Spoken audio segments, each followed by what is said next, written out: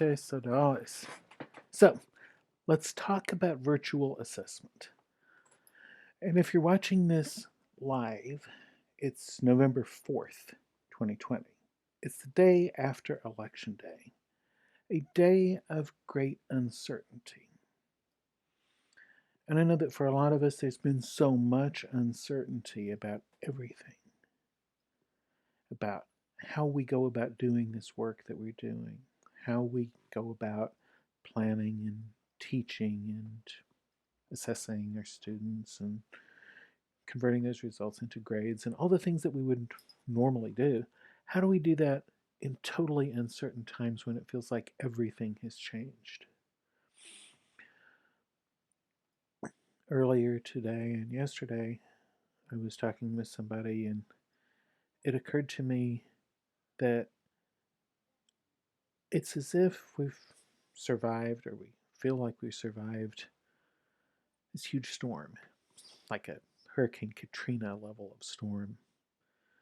And we've survived, but we go out and we look for the old familiar landmarks. And if you know anything about hurricanes, you know that sometimes when there's a really big one, all the old familiar landmarks, or most of them, are gone. Most of them, but not necessarily all of them. So this is a picture from a park near New Orleans that I found in my traditional Creative Commons search. And what I love about this picture is that those trees were there long before Katrina and long after it and long before all the hurricanes that have come through the Gulf this year, and they'll still be standing long after. And can we take some lessons from those oak trees? How does that work? These oak trees near New Orleans. How is it that they are able to stand when everything around them has fallen, has been destroyed? I mean, sometimes a tree falls, of course, but many of those trees survive hurricane after hurricane after hurricane. What do they do?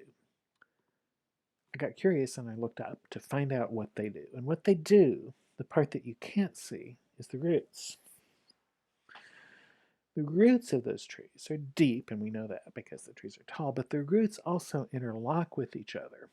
So, whenever there's a huge storm, the trees are like literally holding each other in place. What lesson can we take from those oak trees? I think we can take a lesson that we better not try to do this work alone. I think we can take a lesson that our strength comes when we're able to be deeply rooted and to hold on to each other with those roots. And I think I'm going to have some good news for people who are feeling rootless or displaced or knocked over. I think I'm going to have some really good news for you guys soon. But you don't have to wait for that good news. Today, any day, you can say, okay, what do I need to do to root myself better? What do I need to do to reach out to somebody else? What do I need to do to clear away the debris of this storm so I can see clearly and understand clearly what's going on? Are there pieces of my old story that just don't work anymore? Are there labels that I've made and categories that are failing me? Is there a lens that I'm using to look at the world that just doesn't work anymore? Think about those things. Think about who you can reach out to today. And until the next time we talk to each other, walete sodalis.